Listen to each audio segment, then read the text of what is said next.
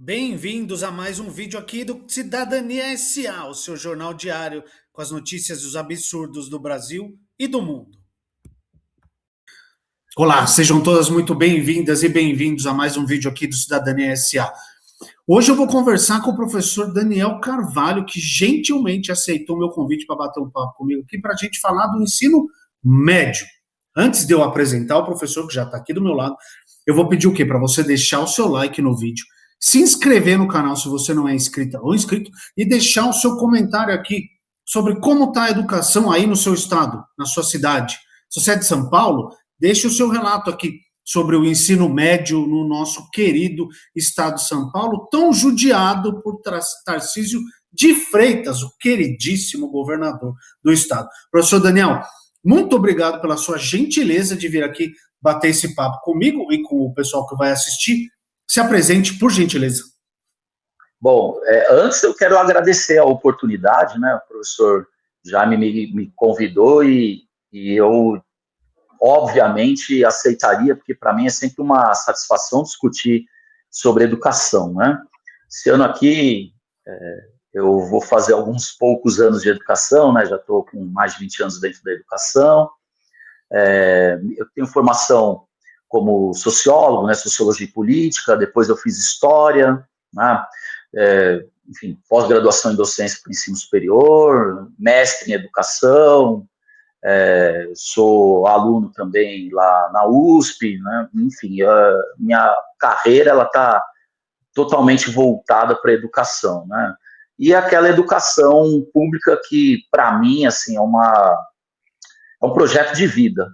A educação pública, para mim, ela é um projeto de vida.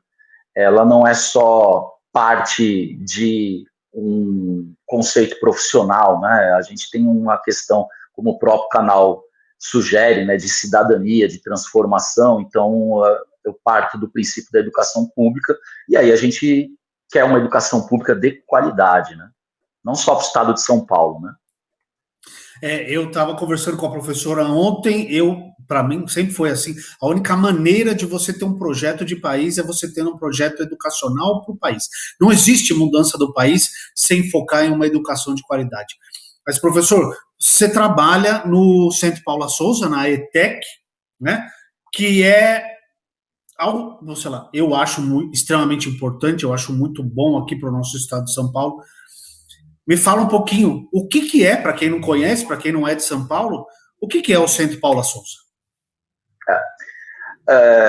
A ETEC, vinculada ao Centro Paula Souza, onde tem ETEC e FATEC, ela sempre foi a menina dos olhos, né, do governo do estado, né, porque ofertava uma educação, uma educação de qualidade, principalmente no profissional técnico e tecnológico, né, então entrega esse profissional de qualidade.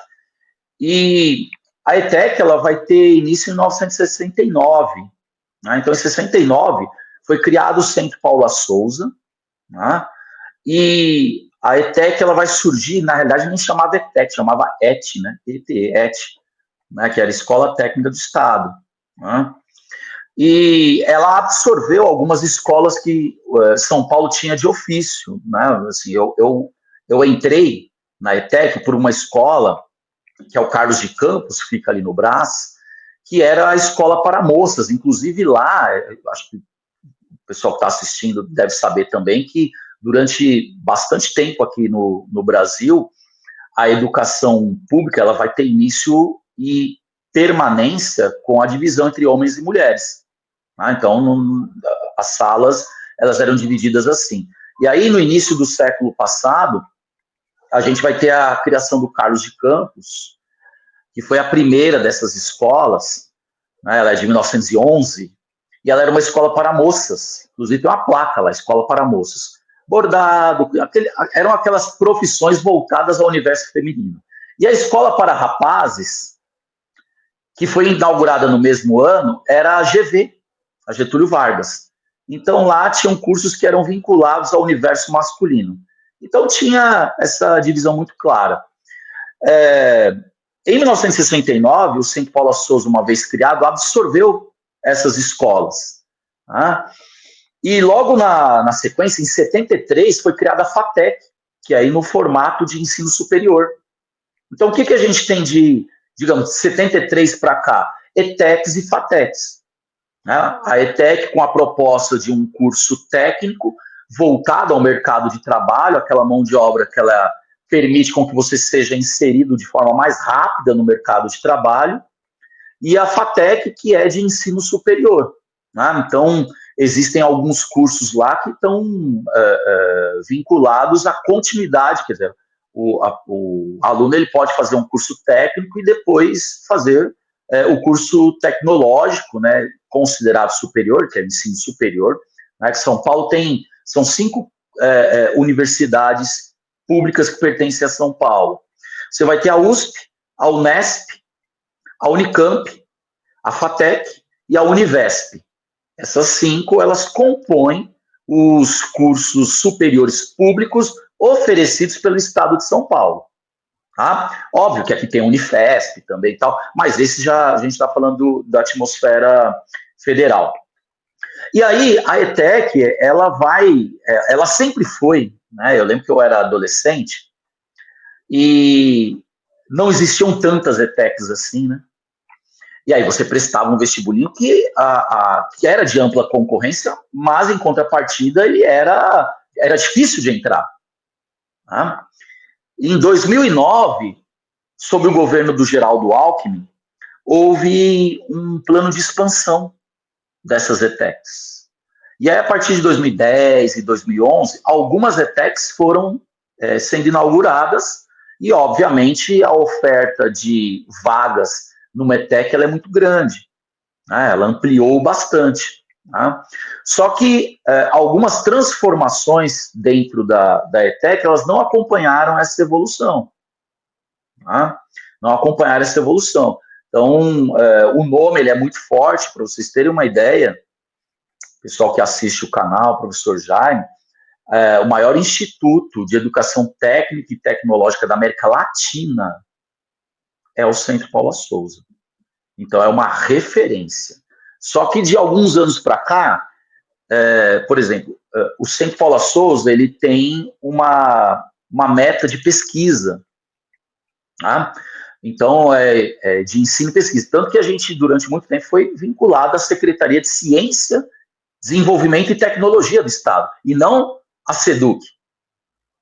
Então, isso já é uma característica que acaba diferenciando a ETEC, porque a pesquisa estava vinculada a isso. Só que já faz algum tempo que a gente não investe como deveria em pesquisa. Tá?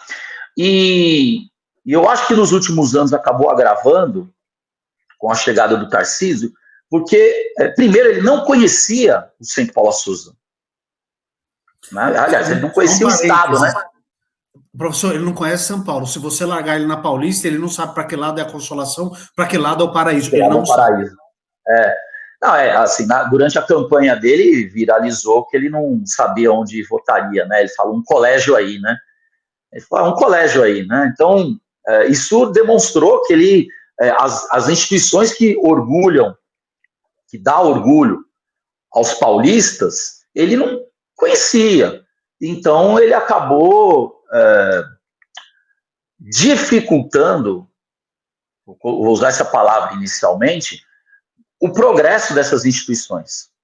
Né? Acabou dificultando. E isso para nós é muito triste. Né? Isso para nós é muito triste.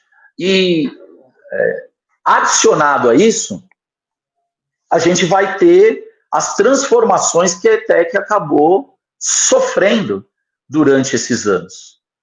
Tá? Para melhor? Não. Não foi para melhor. Nunca é para melhor, não, professor? Infelizmente. Nunca é para melhor. A gente tem você comentou na abertura, né, que para um país se transformar, ele precisa investir maciçamente na educação, ele perpassa pela educação. Eu vou acrescentar na sua fala que qualquer problema do âmbito social, a solução está na educação. Se você vier falar para mim sobre, sei lá, gravidez juvenil, eu vou te falar, educação. A gente está vivendo um período triste da nossa história com um aumento significativo dos feminicídios. Exato. Né? E a gente não consegue tratar na causa. E para mim está muito claro que ela perpassa pela educação. Ela precisa ser trabalhado muito antes daquele jovem, daquele homem, ou daquele garoto se transformar num homem, ou num adolescente. Precisa ser trabalhado antes. Né? Só que isso dá trabalho e isso não consegue se reverberar numa propaganda política, porque isso leva tempo. É capaz que se o governador implantasse agora, talvez ele veria resultado daqui 15, 20 anos, para ver de fato essa transformação. Por isso que ninguém faz. Então, qual é a conclusão disso? A educação no nosso país, ela não é um projeto de nação, ela é um projeto político. Esse é o problema. A gente não tem um projeto de nação. A gente não tem, para tudo, a gente vai desenhar isso como um projeto de nação, com as particularidades que o Brasil tem, que é imenso, mas como um projeto de nação. Se você sair para os rincões do Brasil, você vai ter a mesma educação visando o futuro, uma educação de qualidade, e não com as particularidades, com as defesas de interesse que cada local tem, com a politicagem que cada local tem. Tá? Então, o dia que a educação se transformar num projeto de nação, o nosso país ele vai começar a ter um progresso e, sim, de fato, numa sociedade justa, ou caminhando para a justiça. O que a gente espera é a justiça social. Eu luto pela justiça social. Né? Essa é a minha maior incumbência. Eu também. Então, acredito que é esse caminho, essa trajetória que talvez o Centro Paula Souza flertou durante alguns anos, mas não conseguiu dar continuidade. Como eu tenho um autor que eu gosto muito, o senhor deve conhecer, o Gessé Souza, ele fala muito do capitalismo do conhecimento. Porque a gente pensa muito em capitalismo de dinheiro, dinheiro, dinheiro. Não, tem o capitalismo do conhecimento, que a elite mantém o conhecimento para ela e não distribui o conhecimento nas outras camadas da sociedade. E aí entra essa questão do ensino. Você mantém o conhecimento para quem tem dinheiro, para quem tem condições. A gente fica falando, eu falo toda semana aqui das cívico-militares, da privatização do ensino público e tudo isso. Os filhos desses governantes não estão na cívico-militar, não estão nas escolas privatizadas. Eles estão nas melhores escolas do Estado, que infelizmente são privadas, não são públicas. E aí você tem o capitalismo do conhecimento, que é onde você consegue pensar, vislumbrar, tentar enxergar uma mudança no paradigma do país. Como você estava falando, não tem outra. Eu não consigo ver. A gente vamos ter uma guerra civil no Brasil, uma revolução. Pode ter. Só que se você não mexer na base, que é a educação, daqui 10, 15, 20 anos vai estar a mesma coisa, não vai ter mudado nada. Você veja só, né, você citou o professor Gessé de Souza, né, ele escreveu um livro, A Elite do Atraso, e dentro da Elite do Atraso, ele vai dizer que a gente tem uma elite burra no nosso país. Sim. Por quê? Porque os acessos que são considerados na Europa, por exemplo, discussões ultrapassadas, a gente ainda está amarrado nelas. Então, a elite que a gente tem aqui é uma elite que, minimamente, ela não projeta, ela não permite. Né? Essa é a nossa elite, né, que está no poder há bastante tempo. Né? A função da elite, ela tinha o controle econômico e já no segundo reinado, ela obtém o poder político. Né? A partir do fim da escravidão. Ela freia a industrialização do país, ela freia qualquer tentativa de melhorar o país para o povo, ela freia. Emancipação de país. Exatamente. O caiu por causa disso, o Lula foi preso por causa disso. E assim, o Gessé, para mim, ele tem uma trinca de livros, que é isso aí que você falou. É a elite do atraso, a classe média no espelho e o pobre de direitos. Quem entendeu o que acontece no Brasil, leia os três, na sequência. A elite do atraso, a classe média no espelho e o pobre de direito, você vai entender o tamanho do buraco.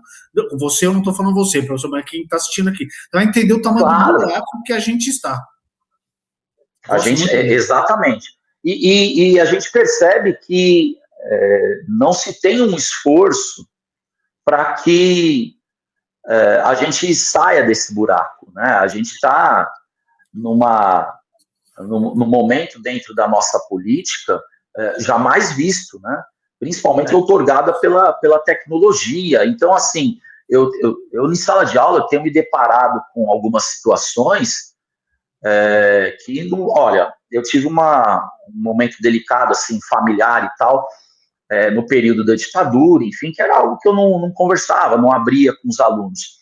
Eu passei a comentar sobre isso justamente porque começou a vir de uns anos para cá, tipo no plano de retomadas, pós-pandemia ali, foi no final de 2021, alunos desdenhando do período da ditadura. Né? Então, assim, por quê? Porque às vezes um parente, alguém falou, não foi bem assim, porque na época eu vivia tranquilo. Então, falou, olha, qual a analogia que a gente faz? O fato de você não ter vivido na pele não quer dizer que aquilo não existiu. E eu passei a comentar sobre algo que ocorreu, que era familiar, justamente para ancorar esse meu comentário. Porque, veja, é a mesma coisa que falar assim, nunca teve fome no Brasil. Mas como não teve? Eu nunca passei fome, logo nunca teve fome. Então, assim, o fato de você não ter vivido a experiência não invalida o fato histórico. É a lógica perversa. Então, a lógica perversa. E aí você tem alunos de 16, 17 anos sendo até combativos comigo, né? Tentando minimizar ou tentando utilizar-se de subterfúgios, são mentiras. Subterfúgios, exatamente. Né? Narrativas, assim, que eles ouviram de alguém que invalida o fato histórico. Tá? O famoso exemplo da terraplanista, né? O exemplo terraplanista, ele tornou-se um clássico, né? As pessoas tentando provar algo que não tem como provar. Por quê? Porque já é um fato ultrapassado. Né? Você não cabe mais a discussão científica em cima disso. Né? Você não discute mais cientificamente isso. E a gente está andando para trás, né? E a pessoa fala, eu não acredito que a Terra é redonda. Eu tô nem aí se acredita, a ciência prova que a Terra é redonda, como assim eu não acredito? Exatamente. Sabe? Exatamente. Então, o que a gente tem visto é assim, se a coisa ela vem de alguém que minimamente tem a nossa confiança, mas meu avô falou, meu vizinho falou, se é minimamente, aquilo já serve como uma pseudociência para nós, um aparelho científico forte. Eu já tenho condição, né, de discutir com o professor, né, olha, é muito curioso isso, né, porque às vezes a gente tem vergonha quando você não desconhece um assunto. Eu, pelo menos, sempre me comportei assim. Quando eu desconheço um assunto... Tinha. Eu tenho vergonha, né? Vergonha. Porque eu não abro a boca, eu não tenho condição de debater sobre aquilo, eu não abro a boca. Você imagina o seguinte, eu não luto, não faço nada em termos de luta. E aí me colocam para lutar com um profissional. Eu falo, eu não sou preparado. Eu não tenho condição. Eu vou assistir a luta dele com outra pessoa. Agora, o que a gente tem visto é que as pessoas muitos perderam a vergonha de abrir a boca. Aquela história, né, de assim, é melhor desconfiarem que você é um idiota do que você abrir a boca e terem certeza. Terem certeza. Assim, por mais de uma vez, né, o fato que ficou clássico aí, virou motivo até de chacota, por mais de uma vez, os partidos designavam para uma sabatina, na realidade, uma discussão em plenário, com, por exemplo, o Flávio Dino. Né? E aí eles designavam pessoas do partido que não estavam preparadas para ir falar com ele. Ora, se fosse eu ia falar, não estou preparado, ou então me dá um tempinho que eu preciso me preparar para falar com ele. E tem uma turma que não tem vergonha disso, quer dizer, passa vergonha a nível nacional. O camarada, ele é primeiro lugar num concurso público para juiz federal, primeiro lugar no Brasil. Então, assim, minimamente você precisa se preparar para discutir com ele. E se você não tem condição, você não vai. E o que tem acontecido hoje é que as pessoas estão corajosas em abrir a boca e falar bobagem. Mas sabe por quê, professor? Eu acho que é para corte de Instagram, para claque de boçais que apoiam eles. Eu estava vendo ontem aquela tragédia de deputado lá do Rio Grande do Sul, tal do Marcelo Von Hatten, que aquilo eu tenho que me segurar para não falar besteira. Aí ele estava na CPMI do INSS debatendo com o presidente do INSS hoje.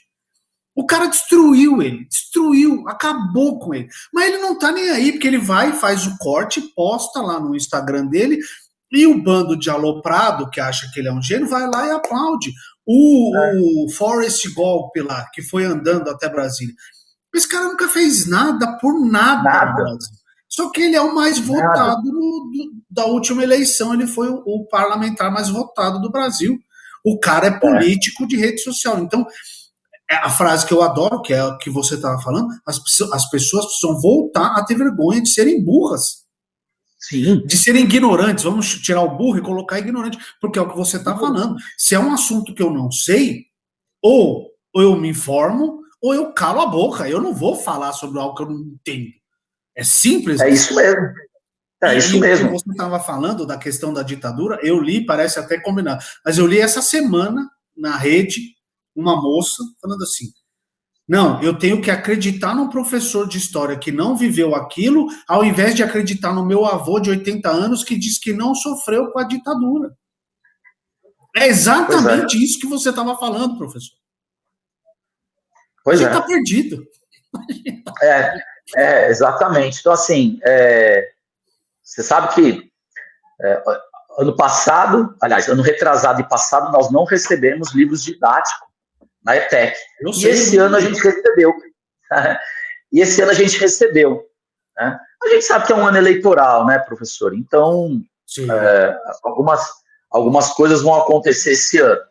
Mas a gente não recebeu. E antes, eu era um professor, há bastante tempo atrás, que assim, eu não utilizava tanto do livro didático. Eu gostava de ter uma aula, eu tinha pouco tempo para ser assertivo, então eu achava que o livro didático ele podia fazer com que eu perdesse tempo. Nos últimos anos, eu diria assim, de 2018 em diante, eu passei a ter no livro didático um aliado, porque o número de fake news, de coisa errada que você vê na internet é tão grande que o livro didático, né, obviamente ele passa pelo crivo do professor, a gente tem isso dentro do Centro Paula Souza, que é bem bacana, a gente recebe de algumas editoras e a gente consegue olhar, né? Então eu vou olhar o livro de história, eu jamais vou permitir que aconteça o que aconteceu na rede municipal ou estadual, enfim, que cometeu lá o erro de falar que a Segunda Guerra, durante a década de 60, a Segunda Guerra Mundial, né? Então esse tipo de informação eu não ia deixar passar, né? Já ia ser um livro que eu eliminaria de cara. Mas o livro didático ele passou a ser um aliado meu, porque pelo menos eu tenho ali nele fontes de informações que são mais seguras do que deixar esse aluno de forma autônoma, ainda mais com inteligência artificial e tal, e buscar essa informação. Então o livro didático, que era uma coisa que eu achava, durante um tempo eu falei, não, eu tenho só 2 aulas por semana, eu preciso ser mais assertivo, pegar, abrir o livro didático, talvez. Ele era só um material de apoio, Sim. Passou a ser um instrumento fundamental, porque é uma fonte de pesquisa que eu enxergo mais segurança nela. E os alunos tendem a acreditar mais, né? Quando você traz alguma fonte, fala, tá aqui, ó, que eu tô falando. Isso. Exatamente, a fonte é fundamental. E você falou de 18, a gente sabe muito bem o que aconteceu em 18 a nível nacional. Pois é. Mas também teve em 17 a reforma do ensino médio, né, o novo ensino médio, com o vampirão, o golpista, o Michel Temer, aquela tragédia que foi presidente durante 2 anos, que aprovou em 17 e entrou em vigor em 18. Você já estava lá fazia um tempo, né, professor, trabalhando Já. com isso. Como é que impactou? O que aconteceu? Olha, o novo ensino médio, né, ele foi uma tragédia de fato. Né? Ele só não foi maior dentro das ETECs porque a gente conseguiu, na mexida das disciplinas, incluir disciplinas da base técnica. Então a gente não tinha uma disciplina assim, igual foi falado, de fabricar brigadeiro, né, fazer brigadeiro, né? Essas disciplinas, a gente não tinha esse tipo de disciplina, não nesse formato, mas o principal problema foi o seguinte: quando você vai fazer um curso técnico, ele tem um mínimo de carga horária para dizer que você é um técnico naquela área. Então, esses cursos técnicos, eles variam entre 1.200, 1.600 até 1.800 horas para falar, olha, eu sou um técnico em, sei lá, eventos, administração. Como ele enxugou, como foi reduzido nesse novo ensino médio, que vai ser assinado em 17 e começa a valer em 18, ele retirou algumas disciplinas da base comum de dentro das escolas. Bom, o que aconteceu na prática? Todo ano o aluno perdia de 1 a 2 disciplinas. Vou dar um exemplo da minha. A aula de história, historicamente, né, desculpe a redundância, mas historicamente nós tínhamos aula no primeiro ano, no segundo e no terceiro. 2 aulas por ano. Então, 2 aulas no primeiro ano do médio, 2 aulas no segundo ano e 2 aulas no terceiro. Não tem história no terceiro ano. Eu sei muito bem, fiquei bem puto da vida, inclusive, com isso, mas ok. Então, assim, vai ter um ano que ele vai perder história, um ano que ele vai perder geografia, um ano que ele vai perder biologia, um ano que ele vai perder química, um ano que ele vai perder física, até educação física. Tem ano que o aluno não faz educação física. Eles mantiveram só matemática e português nos 3 anos, certo? Exatamente, só matemática e português nos 3 anos. O resto, todos foram mexidos. Eu dava aula de sociologia, uma matéria que eu me orgulho muito, uma matéria que rendia excelentes debates, discussões maravilhosas, e só tem um ano. Importantíssima. Não à toa eles limaram. Não à toa ela foi limada. Professor Jaime, eu arrisco a dizer com segurança que todos os temas do Enem, desde 2002 para 2003, são sociologia. Todos. Se você trouxer o tema, é sociologia, é vinculado à sociologia. E aí eles retiraram isso. Só um parêntese sobre a sociologia, professor, se o senhor me permite. Muita gente nem sabe o que é sociologia, do que a sociologia trata. O senhor pode, por gentileza, explicar para as pessoas que estão chegando aqui o que é a sociologia? Claro. Sociologia é uma disciplina que precisa de diagnosticar as relações sociais. Tá? Então, a sociologia ela vai discutir as relações sociais. A sociologia ela vai se fortalecer na primeira metade do século passado, justamente quando vai acontecer o êxodo rural. Então, quando as pessoas passam a viver de forma, digamos, aglomerada, os problemas sociais eles começam a surgir. Tá? Então, eu até faço uma comparação com os alunos e eu falo assim, imagine que você more sozinho. Você vai estabelecer suas regras, sua rotina, tal, baseado, enfim, em algumas tradições, tanto culturais quanto religiosas, enfim, familiares também, mas é mais fácil. Agora, imagine o seguinte, mora você, 2 irmãos, seu pai, sua mãe e a avó mora junto. Você tem 6 pessoas morando na casa. Vocês vão ter que discutir relações em algum momento. Vai ter problema. Se tiver um banheiro só na casa, vai ter problema. Se tiver, enfim, demanda se debruçar naquilo e discutir a melhor forma. Então, a sociologia, ela vem para discutir essas relações. E desde a identidade do indivíduo, mas esse indivíduo vivendo de forma coletiva, que é como a gente vive. Vivendo em sociedade, basicamente é estudar a nossa vida, Cristo amado. É isso, é o que a sociologia Exatamente. faz. E aí a sociologia, ela tem divisões, né? Você tem as ciências políticas, né, que você vai discutir as relações de poder, né? Então, você tem a sociologia pura, que você vai discutir, por exemplo, as relações sociais, o indivíduo vivendo em sociedade. Então, o nosso foco é esse, né? Discutir essas relações à medida que ele vai viver numa escola, que ele vive numa comunidade, que ele vive... Então, tem problemas e precisa ser discutido, né? A ideia de direitos e deveres e outras coisas mais, né? Então, meu primeiro dia de aula com os alunos era assim, gente, eles vinham do fundamental, no primeiro dia, pro primeiro ano, eu falava, gente, o que é sociologia? Então, eu explicava para eles o que é sociologia.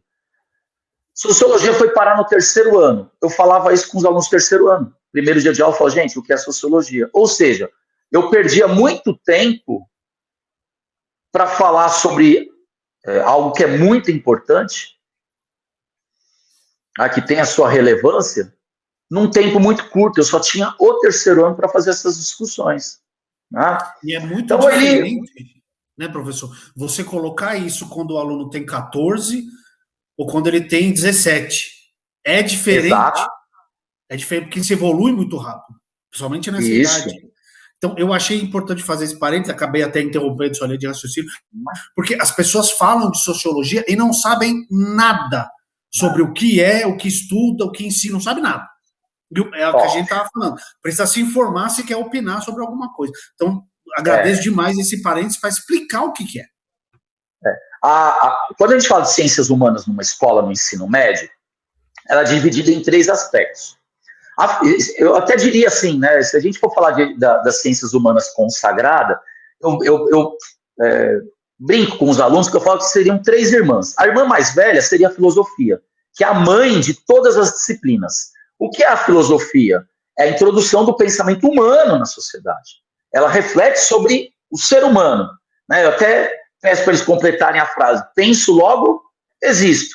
Né? Então, à medida que o ser humano se identifica como um indivíduo, que ele vai buscar a sua consciência de si, ele reflete sobre coisas que são muito simples, mas que são inquietações. Vai discutir o que é felicidade, tudo isso, a morte e tal, tudo isso está vinculado à ideia da filosofia dentro do ensino médio, como trabalhar realmente a introdução do pensamento humano na sociedade. A história, ela vai registrar essa passagem. Então, a história, ela vai discutir a passagem do indivíduo, do ser humano, os feitos dele na Terra. E a sociologia vai discutir essas relações, que seria a irmã mais nova. Então, a irmã do meio é a história, a irmã mais nova é a sociologia. A sociologia, ela vai fazer isso. Uma vez que a gente vive de forma coletiva, aglomerada, vai ter problema. Mas vamos discutir isso. Vamos ver quais são os caminhos. Vamos ver por que foi gerado isso. Como tem as ciências políticas, discute relações de poder. Por quê? Porque tem essa hierarquização. Como é que isso funciona? Quando que começou isso? Então, elas vêm vinculadas. E o que o ensino médio, o novo ensino médio fez foi desvincular, separar as irmãs, acabar com isso.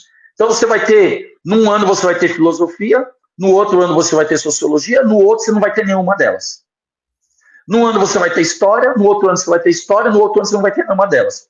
Agora a pergunta clássica, né? Parou-se de cobrar isso nos Enems? Não. Nos vestibulares? Não. Ou seja, você, de alguma forma, você que eu digo o governo, né? Ele está abrindo uma lacuna ainda maior entre o ensino público e o privado.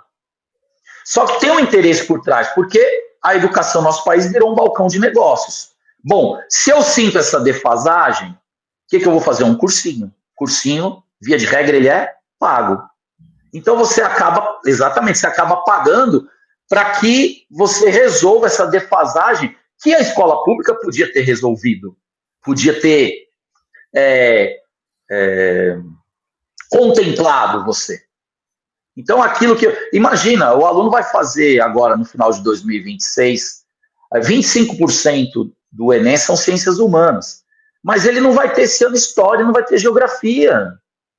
Ele vai ter sociologia, mas pela primeira vez. Ele teve filosofia no primeiro ano. Acabou. Já nem lembra mais. Já nem lembra mais. Aí ele vai recorrer a um cursinho. Aí ele vai ter que se esforçar para entrar, fazer o cursinho e tal. Tanto que no colégio que eu tenho lá, eu tenho um projeto de aulões, né? Para tentar minimizar um pouco isso. É o capitalismo do conhecimento, professor, que eu estava falando. Os caras, eles Exatamente. controlam quem tem acesso ao quê. É isso que é uma grande sacanagem. E aí, assim, ó, outra coisa que vai acontecer, né? Quando foi assinado em 2017 o novo ensino médio, o que ainda estava rolando dentro das escolas? O ETIM. O ETIM, ETIM é uma sigla, o pessoal que está nos assistindo, né, que é Ensino Técnico Integrado ao Médio. Isso já aconteceu na década de 80, e por motivos que estavam vinculados à questão da falta de investimento, eles dissolveram. E aí o ETIM ele vai voltar em 2010. Então, durante a década de 90, não tinha mais ETIM, né, que eles chamavam só de integrado. Né? Aí, durante a década de 90, você tinha ou o técnico ou o médio. Então, eles colocaram o médio e deixaram o técnico desvinculado. Aí, eu cheguei a dar aula para alunos que eram meu aluno 2 vezes, porque eu dava aula de ética no curso técnico, modular, e esse aluno era meu aluno de história, por exemplo, ou de sociologia, no ensino médio. Então, ele fazia 6 aulas do ensino médio ali de manhã, ele almoçava, detalhe, com recurso próprio ele almoçava, não tinha almoço. Não tinha na escola. Tá? Não tinha na escola. Né? Então, tinha lá, era micro-ondas, o banho-maria, o famoso banho-maria lá também, né, para esquentar as marmitas, ele ficava para o período da tarde ou da noite. Eu já tive caso de aluno, que o aluno passava o dia inteiro lá, ficava aguardando chegar o modular noturno. Aí ele fazia 1 ano e meio modular. O que o ETIM resgata em 2010? A integralidade. Então, o aluno ele tinha 8 aulas por dia. 5 era da base comum, em média. E 3, dependendo do ano, às vezes dividia, 4 e 4, era da base técnica. Bom, era o melhor dos mundos? Não. Mas era mais próximo da proposta de você ter um curso que atendia a base técnica e a base comum. Pelo menos ele não tinha perda de disciplina. Todo ano ele tinha aquelas disciplinas que são consagradas, da base comum. Tá? Quando assinou esse decreto do ensino técnico integrado ao médio, acontecia uma coisa. Aliás, só voltando um pouquinho. Quando assinou o ETIM, que voltou o ETIM em 2010, tinha o aluno do médio e o aluno do técnico. Né? Tinha o aluno do médio e o aluno do técnico. E os alunos do médio, eles acabavam assistindo a aula e indo embora, e os do técnico, né, a parte técnica, ele ficava dentro da escola. Então, isso, de alguma forma, acabou contemplando 2 áreas, que às vezes o aluno queria fazer só o médio, era possível, e o médio integrado ao técnico também era possível. Mas qual que era o problema aí? Você imagina o seguinte, professor Jaime, com 14 anos, o aluno no fundamental, ele tem condição de escolher alguma coisa? Difícil. Ele vai falar, nossa, eu quero fazer. Não tem repertório, né? Eu quero ser um. Ele nem sabe o que faz. Às vezes ele escolhia o curso porque era mais próximo da casa dele, aquela ETEC. Quando ele chegava lá, ele descobria que não era bem aquilo que ele queria fazer. Ou então ele ficava afeiçoado, eu até diria, num outro curso que aquela mesma escola oferecia. Ele podia trocar de curso? Não. Então, ele não pode trocar de curso. E isso era um problema. Então, assim, o aluno ele tinha que escolher o curso dele no fundamental, né? Ele tinha que fazer a inscrição já escolhendo o curso. Quando ele chegava Passou, entrou, que maravilha, a família fica feliz, o aluno também. Só que ele chegava lá e via que não era aquilo que ele queria fazer. E às vezes era o pior, ele tinha um outro curso que ele queria fazer, mas ele não podia migrar. Então isso era um problema. Né? Isso era um problema. Absurdo, na verdade. Né? Isso é um absurdo. Aí, bom, a gente conviveu durante alguns anos com o ETIM, né, ensino técnico integrado ao médio, e o médio. E aí, o governo do estado de São Paulo, sob a tutela do João Dória, ele extinguiu o ensino médio. Então, acabou. Você não tem ensino médio puro nas ETECs. Não tem. Ensino médio puro nas ETECs você não tem. Então, um aluno, às vezes, quer só fazer o ensino médio, ele não consegue. E aí, o tiro de misericórdia foi a assinatura do novo ensino médio. Porque aí aconteceu uma outra situação. Em 2015, pela falta do cumprimento, existe uma cláusula, eu não vou me recordar agora, mas quando o aluno é lei, quando o aluno ele estuda de forma integral, ele precisa ser ofertado a ele uma refeição substanciosa. Não podia ser merenda seca. Ele tinha que ter almoço. E ficou, acho que uns 4 ou 5 anos, em algum momento alguém se atentou a essa lei. E aí houve, em 2015, a ocupação das ETECs. Então, os alunos, eles acamparam na ETEC. Qual foi a solução? Você lembra? Qual foi a solução do governo? Falou, bom, as ETECs que têm refeitório, eu vou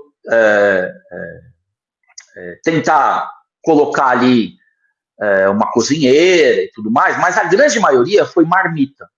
Eles enviavam marmita. Só que nessa época da ocupação de 2015, ainda tinha o ensino médio. Então, olha a discrepância. Os alunos do ensino médio não podiam comer. Eles tinham que ir embora. E os alunos do ensino médio integrado ao técnico podiam comer.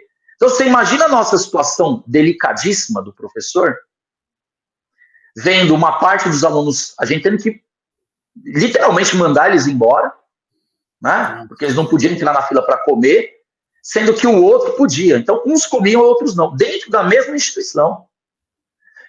Dentro da mesma instituição. E quando tem a troca do ensino médio, novo ensino médio com o ETIM, você tinha que primeiro zerar os ETIMs que existiam para depois entrar com o novo ensino médio. Então, tinha aluno que era do ETIM e tinha aluno que era do Novotec ou Mediotec, que seria o novo ensino médio. Os alunos do ETIM, eles eram mais bem preparados do que os alunos do Novotec, na mesma escola. Então, na mesma escola, você tinha um grupo de alunos que tinha todas as disciplinas, porque eram do ETIM, e você tinha, às vezes, dentro do mesmo curso. Nossa. Porque para você iniciar um curso, você tem que zerar o outro, né? Sim, sim. Então, você tinha alunos do segundo ano do ETIM, sendo que aquele era o último. E os alunos do Novotec entrando. Então, você tinha Novotec de eventos, ETIM de eventos. O ETIM de eventos era melhor preparado do que o Novotec de eventos. O ETIM de eventos podia comer, o Novotec de eventos não. Nossa. Era isso. Uma maravilha, basicamente, né, professor Dani? Pois Como é que você explica isso para o aluno, né? Não, e outra, era muito para muitas pessoas, que nem eu estava conversando com a professora do ensino infantil, e até do ensino fundamental, para muitos alunos, a oportunidade de se alimentar, a escola é a oportunidade de se alimentar. Sim. Tem gente que não tem, que não faz, a gente acha que a nossa bolha é o mundo, é todo mundo. Não, tem gente que não tem comida, vai para a escola para comer. Exatamente. Muito triste. Tem aluno que pede para fazer marmita, tá? A gente tem casos na nossa escola de aluno que pede para fazer marmita, ou seja, ele consegue se alimentar ali, mas ele, principalmente, olha, durante a pandemia, depois da pandemia, foi bastante delicado, porque a gente chegou a ter casos de aluno que conseguiu emprego ali no final da pandemia e que ele virou arrimo de família, porque os pais tinham perdido o emprego. A gente também tem 2 laboratórios lá na escola. Na época a gente abriu um porque tinha aluno que não tinha condição de ter acesso porque não tinha internet, não tinha, né, computador, tá? E tinha aqueles que às vezes tinham que dividir recurso, né? Porque às vezes tem um computador em casa, às vezes o pai tem que trabalhar, a mãe tem que trabalhar, às vezes não tem para todo mundo. E às vezes não tem computador, né, professor? Porque não é barato. Não tem computador. Os que não tinham computador, a escola fez uma ação lá para abrir o laboratório e o aluno ia para a escola e assistia. É engraçado isso, ir para a escola para assistir aula virtual, né? Mas era isso. Ia para a escola para assistir de forma virtual as aulas. Só que aí, em 24... Fala, o senhor quer falar mais algo? Fica à vontade, pode falar. Não, eu ia só comentar assim, a gente...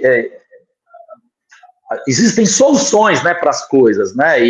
E é importante que a galera que está no chão da educação ali mesmo, né, porque tem muita gente romantizando, ouvindo com soluções mirabolantes, né? Aquelas coisas meio prontas, né?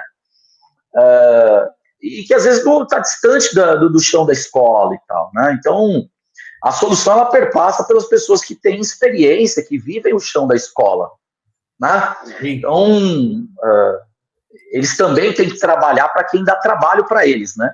É o melhor dos mundos falar, nossa, olha, a nossa ETEC aqui, ou nosso, mesmo se for uma escola pública da Secretaria de Educação, tem internet, mas é a realidade de todo mundo? Será que se eu prover um programa que vai funcionar em boa parte das ETECs, eu respaldo todas as ETECs, ou todas as escolas? Então, a gente precisa se apegar nisso também, né? Eu ia falar comentar 2024. Que 2024 teve a reforma, né, educacional, tal, desse novo ensino médio, é o novo ensino médio. Eu já não sei nem como parece parece a volta dos que não foram, né? Exatamente. Já impactou vocês? Já mudou? Já entrou em funcionamento? Não? Como que tá? Ele entra em funcionamento esse ano. No caso das ETECs, mexeu nas matrizes curriculares, vai ter algumas diferenças em termos de disciplina, só que ele é um tanto quanto experimental. Tá? Vamos lá, né? As ETECs, elas, no final das contas, elas acabam atendendo a uma demanda que está vinculada ao modelo capitalista. Eu vou dar um exemplo claro, mas diário, por isso que a gente fala do chão da escola, né? 7 horas da manhã para começar as aulas. É bom para quem? De verdade. Quem que está produzindo de forma 7 horas da manhã? Quem que raciocina 7 horas da manhã? Percebe? Não é bom para ninguém. Bom, pode ser bom para, sei lá, para escapar do trânsito, sei lá eu. Mas essa é a prerrogativa, é assim, a gente está fazendo uma educação para escapar do trânsito, para caber dentro da escola. Você pode fazer um ensino integral.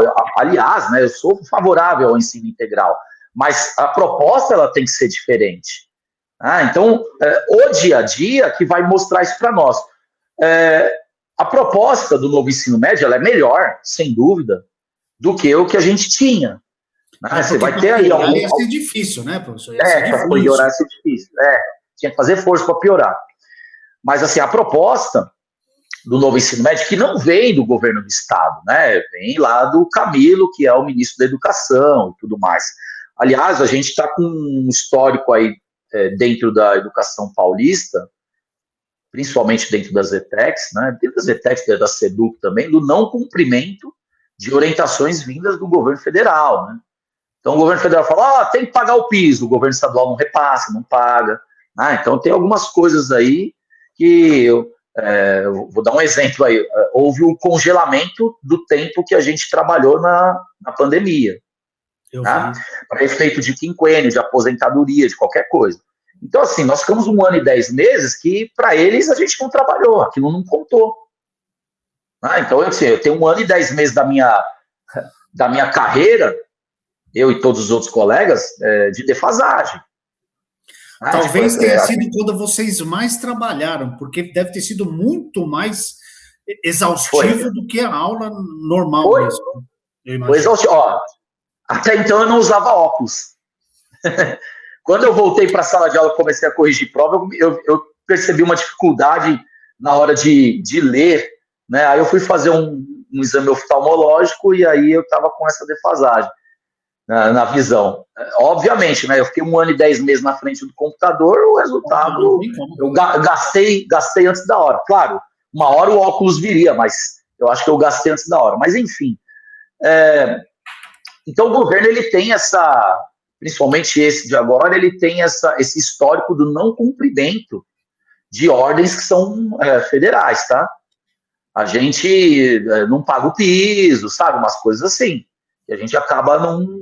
A gente não. O governo acaba não cumprindo, tá? Governo. A gente tem um governador que é carioca, nada contra ele ser carioca, mas ele não é paulista. E o secretário de Educação veio do Paraná, se eu não estiver enganado, né? Também não entende nada. Não tá, não, é isso mesmo. Exatamente, né? Assim, a gente falta. Claro, obviamente, não há problema nenhum. Podia ser sim um carioca, podia ser sim um paranaense e tal. A discussão aqui ela está vinculada à capacidade, à vontade de fazer, a uma atenção básica ao que é fundamental na vida das pessoas: saúde, educação, habitação, saneamento e mobilidade. Esses são os itens que a ONU conversa. Veja que eu não citei segurança pública, porque se você tem esses 5 elementos ofertados de forma plena, quanto que você precisa da polícia? Não, certa vez eu estava numa uma consequência dessas de não fazer ou de não dar atenção a essas 5 bases, né? Pois é. O problema deles, quer dizer, não é o problema deles, o problema é eles não serem de São Paulo, o problema é eles não conhecerem São Paulo, as suas particularidades, porque São Paulo é grande. Você não pode fazer a mesma coisa na Zona Oeste, Norte, Sul, Leste, são diferentes. Exatamente.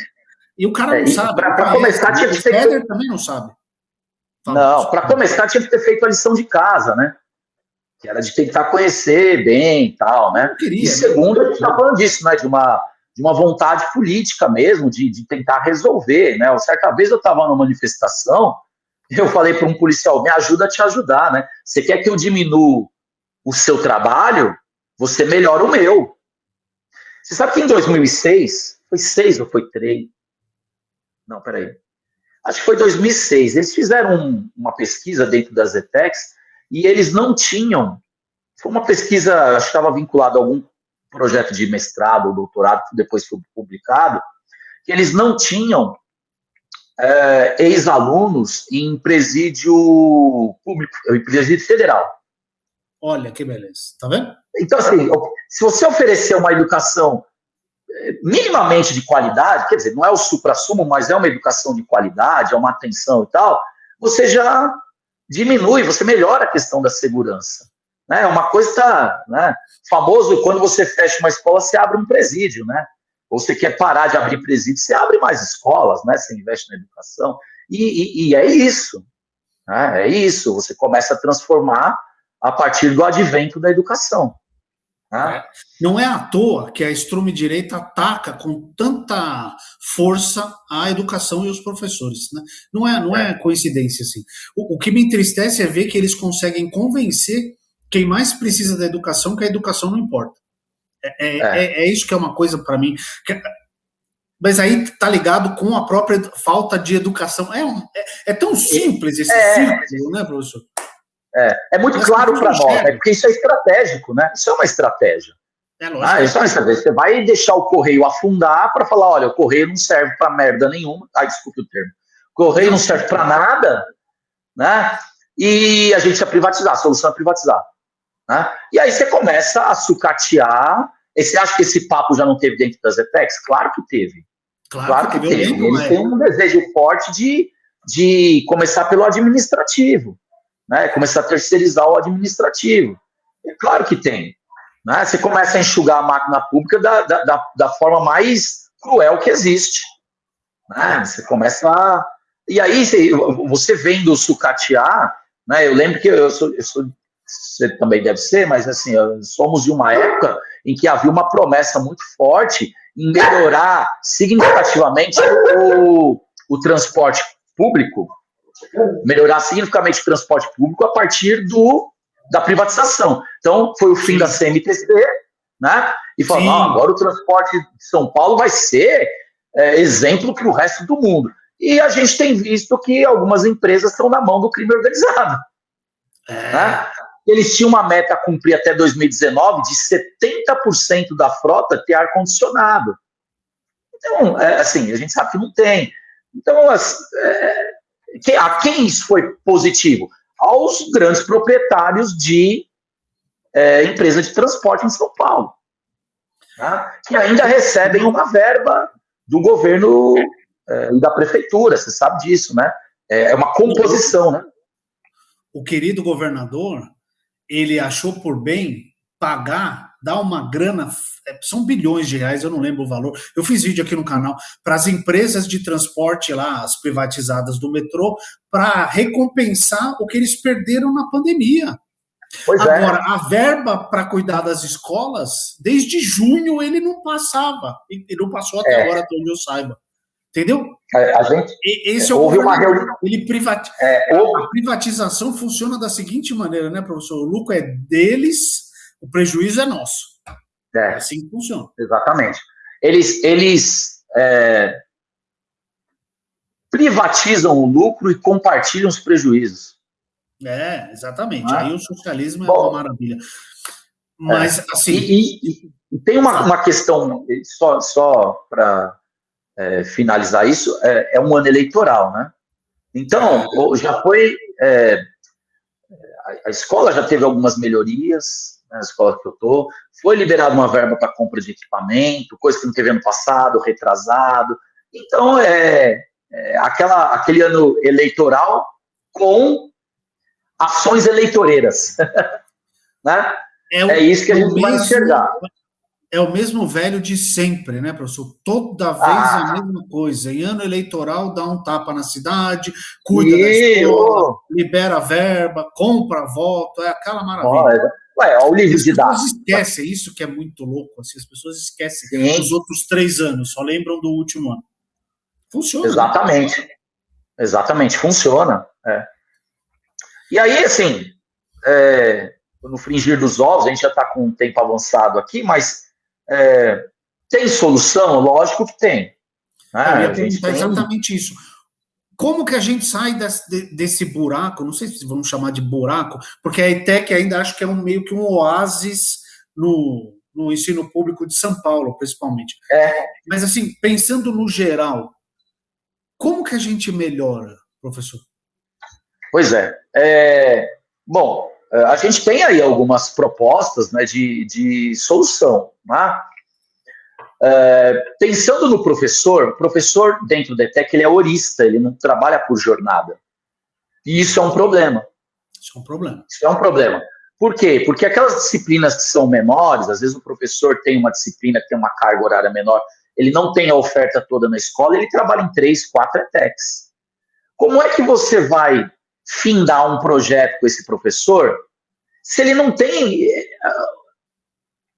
o apego que ele gostaria, não é nem por conta dele, ele não consegue, porque ele precisa completar a carga horária dele, por uma questão financeira mesmo.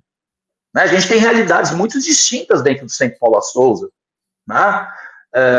Então, ele não consegue, ele precisa completar a carga horária dele, que são 34 horas aula por semana, não pode ultrapassar isso, mas ele não consegue 34 numa escola só. E é hora de sala de aula. Não é assim, ele dá igual nos IFES, né, Instituto Federal, você vai ter uma carga horária de 40 horas aula, mas você vai entrar 26 horas aula por semana na escola. Mas o restante? O restante é projeto. O restante é projeto. Os projetos que rodam em ETEC são pelo entusiasmo, até diria, do professor. Porque a gente não recebe nada. É quase uma é uma filantropia. A gente fala Sociedade Amigos da Escola, né? Porque assim, é tudo pela amizade, pelo seu engajamento mesmo, né? Pelo seu envolvimento, por você querer que o aluno vá adiante. Eles exploram os professores até nisso. É exploração do professor. Isso é exploração. Isso é exploração, é quase uma chantagem emocional. Porque o professor que é envolvido, ele vai pegar aquilo na unha. E aí, quando vê, ele já está gastando do bolso dele, do tempo dele, se desdobrando para tentar rodar um projeto. Então, o primeiro ponto, você precisa transformar, em vez de ser horista, por jornada. Né? Às vezes você vai ter uma reunião, você fala, eu não posso participar da reunião de planejamento porque eu tenho que ir para outra escola, e o cara não participa. E aí não sabe exatamente o que aconteceu. Então, a primeira transformação dentro da esfera do lado de cá seria transformar os horistas em jornada. O segundo ponto é você conseguir colocar o horário de aula e voltar com o ensino integral. Tá? Muita gente fala assim, é legal trabalhar para o projeto. É legal, desde que você tenha o tempo destinado para aquilo, né? E o recurso humano para aquilo. Você precisa ter um professor, porque não adianta falar assim, olha, a gente vai fazer uma reunião das 15 às 16, ou das 14 às 15, para poder planejar, rodar o projeto. Eu falo, não posso, eu tenho que ir para outra escola. No meu caso, não, porque eu não saio de uma unidade e vou para outra. Mas leva muito tempo para você chegar a isso. Muitos professores saem de uma escola e vão para outra. Trabalha de manhã numa escola, almoça e vai à tarde para outra escola. Isso é muito comum. Eu diria que isso é a grande maioria dos professores, tá? Com raras exceções, isso não acontece. Tá? Então, a gente precisa transformar isso. Quando você faz em um horário integral, obviamente, você pode fazer com que o aluno chegue um pouco mais tarde. Os horários que na EZTEC são 7 ou 7h20 é muito cedo. Você pode até trazer o aluno e ele tomar um café na escola, começar com um café da manhã, e aí a partir das 8 ele começar a estudar. Sim. Eu estava olhando aqui, professor, os lugares que esse pessoal gosta de babar ovo, que é Estados Unidos e Europa. Quais são os horários das aulas? As aulas são integrais, né, horário integral, mas você entra entre 8 e 9 da manhã e sai entre 3, 3 e meia, 4 da tarde. Então, não tem essa, porque assim, para o aluno, pessoalmente, na realidade, que a gente está aqui, que o aluno pega transporte público. Eu sei da minha filha, para ela chegar às 7 horas na ETEC, ela acordava 15 para 5. Não é que o aluno acordou às 7 e está lá. Não. Acorda antes das 5 da manhã para conseguir tomar um café da manhã, se arrumar, ajeitar o material, pegar, esperar a desgraça do ônibus aqui e tal. Então, se ela pudesse entrar às 9, ela iria acordar às 7. É uma diferença de 2 horas aí de sono. Exatamente. Se os alunos chegassem às 8, se os alunos chegassem às 8 horas da manhã na escola, e das 8 às 8h30 fosse um café, ou das 8 às 8h20, ele toma um café na escola, e aí começam as aulas. E aí ele vai ter lá a gama de 7, 8 aulas por dia, numa boa. Ele vai terminar um pouco mais tarde? Já vai, em vez de terminar 2 horas, vai terminar às 3, 3h30, 4 horas. Mas tudo bem, o ensino é integral, é para isso. Por isso que chama integral, é para ele passar o dia na escola. E aí, o último horário é seu horário para projeto. E aí, ao mesmo tempo, você pode rodar vários tipos de projeto na escola, até o esportivo. E o senhor citou a high school, por exemplo, eles têm projeto esportivo. Por que os Estados Unidos, com todas as ressalvas que a educação dos Estados Unidos tem, mas tem coisas que você pode adaptar e fazer para cá. É uma potência de esporte. É uma potência no esporte. Por quê? Porque desde o ensino médio o cara tem que escolher ali um esporte e vai ter que praticar. Entende? Então, você pode rodar vários tipos de projeto na escola, né? Vinculados ou não ao ensino médio. Pode ser de ciências exatas, pode ser de laboratório de química, pode ser o esportivo, que eu disse, pode ser teatral, por exemplo, high school. O TCC deles, que inclusive é um filme famoso, é uma peça. Por quê? Porque quando você pensa numa peça de teatro, uma peça teatral, você tem muitas expertises sendo utilizadas ali. O camarada não precisa ser o ator principal. Não precisa. Se ele quiser atuar, ele vai. Se ele quiser ser contra a regra, vai. Se ele quiser ajudar. Você tem uma peça teatral, envolve muita gente para poder rodar aquela peça. Né?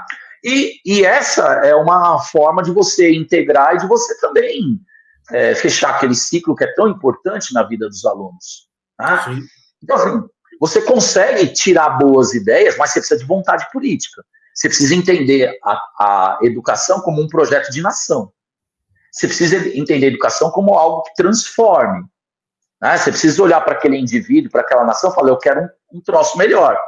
Eu acho que a gente já faz muito em termos científicos com pouco que a gente tem. Sim, né? Recentemente voltou o investimento, né, para... Eu tenho até um grande amigo que ele está, nesse momento, na Alemanha, porque os investimentos das bolsas científicas, elas voltaram, né? Porque também havia sido cortado ou reduzido, né, no governo federal anterior, e aí eles estão voltando, e a gente já começa a ver resultado, né? É um resultado, é um estudo antigo, mas, por exemplo, nesse momento a gente tem visto resultados bastante significativos. Segunda-feira, por exemplo, começa a vacina para dengue.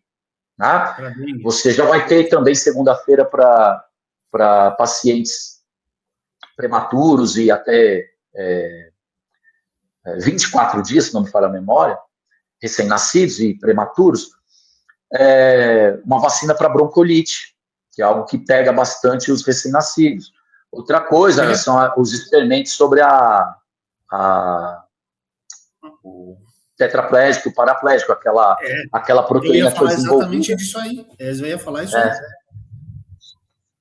Pois é. Então, assim, você começa a ver tudo isso voltar. Né? E, assim, eu acho que a gente faz muito com pouco que a gente tem. Né? Eu só discordo de você em uma coisa, professor. Eu acho que eles não precisam ver isso. Que a educação molda, modifica. Eles sabem disso. Não à toa, eles atacam a educação e não investem nela. Eles sabem exatamente a importância que o professor e uma professora têm, a importância que uma educação de qualidade tem. Por isso que eles não trabalham a favor da educação, eles trabalham contra a educação. Estou falando eles, a extrema-direita e o Congresso no geral, porque o governo federal, quando é progressista, tenta fazer coisas e não permitem que essas coisas aconteçam. Você mesmo disse que o governo do estado de São Paulo não obedece às regras que vêm do governo federal. Não, o piso eu não vou pagar, não pago o piso.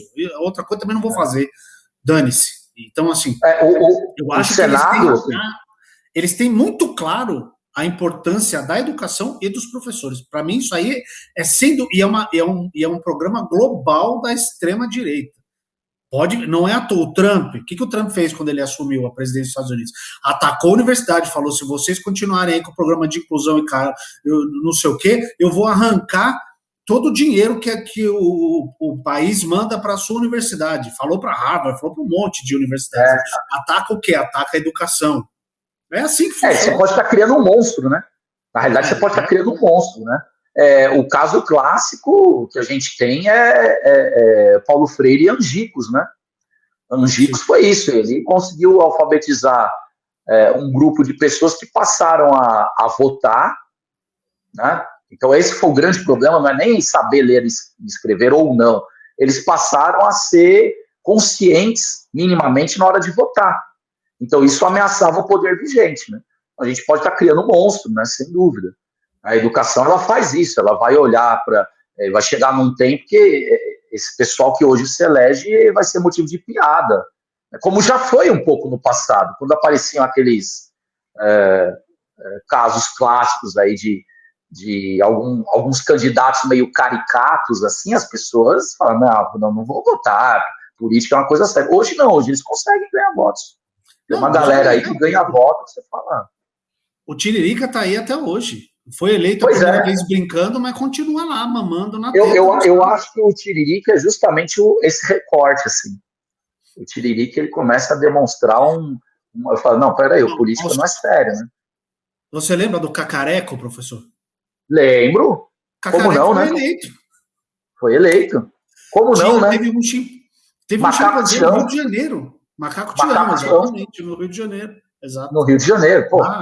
Imagina. Cacareco, anos 60, década de 60, 1960, se não me engano, 63. Foi ali um pouco antes era um rinoceronte, né? Era o rinoceronte do Zoológico de São Paulo. Exatamente, o grande Cacareco. Foi eleito. Talvez ele fosse melhor do que a ditadura, eu não sei, mas pois é, funcionasse melhor. Professor, Pois é. por mim a gente continua batendo papo umas 3 horas. O papo é uma delícia. Tem bastante Mas eu papo, sei que vai que você vai. tem as suas coisas também. Ficou alguma coisa que você gostaria de ter falado? Algo que você quer falar antes da gente encerrar? Fica à vontade. Não, eu acho que, na realidade, assim, eu só agradecer o espaço, a oportunidade, né? É sempre bom conversar sobre educação, né? É sempre bom ter os espaços para o debate, para as discussões, né? A gente é brasileiro e não desiste nunca, né? Então eu sempre tenho aquele fio de esperança, né? Dentro do que a educação pode proporcionar para a sociedade, para o indivíduo, né? Enfim, e, e espero que em outras oportunidades a gente consiga conversar mais, trazer outros temas também, né? Eu lido com educação inclusiva, então é algo também que Legal. é importante a gente discutir, né? Que é algo que atualmente assim está tendo um espaço muito grande, tem uma repercussão muito grande dentro da mídia, mas nas entranhas a gente ainda precisa melhorar bastante, né? Então, como é o meu objeto de estudo, né? Como eu venho estudando isso já há alguns anos, é outra área da educação que a gente precisa dar uma atenção também, né? Mas fica aqui o meu abraço, meu agradecimento e um abraço também para todas as pessoas que tiverem a oportunidade de assistir esse nosso encontro. Obrigado, professor Jaime. Professor, o canal está sempre aberto. Quiser vir, é só mandar uma mensagem. Vamos falar sobre tal coisa. Vamos falar sobre tal coisa. Aqui é um canal onde eu defendo muito o professor, porque eu acho que é uma das coisas mais importantes da nossa sociedade. E a educação, o canal está sempre aberto. Eu vou agradecer demais a sua gentileza, o seu tempo e a sua disponibilidade de vir aqui conversar comigo, conversar conosco, todo mundo que vai assistir aqui o vídeo. E para o pessoal que vai assistir, eu vou pedir o quê? Para você deixar o like, se inscrever no canal se você não é inscrita ou inscrito, deixar aqui o seu comentário. Fala aí como é que está a educação no seu estado, na sua cidade. Tem ideias? Deixe suas ideias aqui. Eu estou escrevendo um livro, né? Talvez no final do ano aí ele saia e ele está vinculado ao ensino médio, né? Por Legal. enquanto ele tem um título provisório que chama Aconteceu no Ensino Médio, porque eu vou contando um pouco das histórias que eu passei, que eu vi, né? E muitas delas têm uma explicação psicopedagógica para acontecer, né? Legal. Por exemplo, tem lá uma passagem lá que um professor se envolveu com uma aluna, né? Que é um caso muito delicado, mas existe uma explicação psicopedagógica para isso. Sim, claro. Veja, não é uma justificativa, né? Não é assim, ele fez isso, vamos perdoá-lo. Não é isso. Não é isso. É tipo assim, não sei se você sabe, mas 75% das pessoas que abusam, cometem abusos sexuais, foram abusados na infância. Então, normaliza, acho isso normal. Tem esse vínculo, né? Assim, ele acaba sofrendo uma violência e ele, depois de algum tempo, uma gavetinha no cérebro é aberta e ele promove essa violência. Então, tem uma explicação psicopedagógica para alguns universos que eles acabam não mudando. Eu acho que você também é da geração X, né? Que é a geração de 1965 até 1980. Né? Então, a gente tem condição de fazer essas análises, porque a gente pegou uma mudança, uma ruptura muito pesada. Né? A gente foi da geração que não era só analógica e passamos para digital. Então, a gente tem esses dois conhecimentos. Então, tem coisas que estão vinculadas a um avanço, né, em termos de tecnologia, de inserção de tecnologia, e tem coisas que não modificam, que eu, na condição de professor, continuo vendo assim como eu vi no ensino médio. Então, eu vou contar algumas histórias que aconteceu comigo e que eu presenciei, que elas se repetem. E por que elas se repetem? Porque tem uma explicação psicopedagógica. Então, a ideia é que seja um livro de contos, né, que eu consiga contar histórias verídicas, mas que cada vez que surgir algum assunto, por exemplo, questão de droga na escola, isso não é novidade. Não é agora que surge droga na escola. Então isso precisa ser discutido. Mas por que entra? Como que entra? Como é que a pessoa entra, por exemplo, no universo das drogas? Ele está lá vendo televisão na casa dele e fala, vou lá na boca de fumo? Não, né? Então, você tem uma explicação para isso. Né? E aí eu discuto isso no livro. Acho que até o final do ano ele vai estar pronto, vamos ver. Mas aí a gente volta a conversar. Isso, e aí eu conto com você vindo aqui para a gente bater um papo sobre o livro. Que vai ser, eu acho que vai ser bem interessante esse livro, viu, professor? Ótimo, espero que seja. Espero que a gente bata outros papos durante esse ano de 26 para falar sobre a educação em São Paulo. Professor, de novo, muito obrigado mesmo pela sua gentileza, sua disponibilidade e o seu conhecimento sobre educação. Obrigado, eu que agradeço. Pessoas como você que vale a pena a gente conversar. Obrigado, eu que agradeço aí. Um abraço, viu, professor Jaime? Pessoal, muito obrigado. Então, é isso aí. Ó. Deixa o like, se inscreva no canal se você não é inscrita ou inscrito e deixe o seu comentário aqui, tá legal? Professor, de novo, muito obrigado e até a próxima.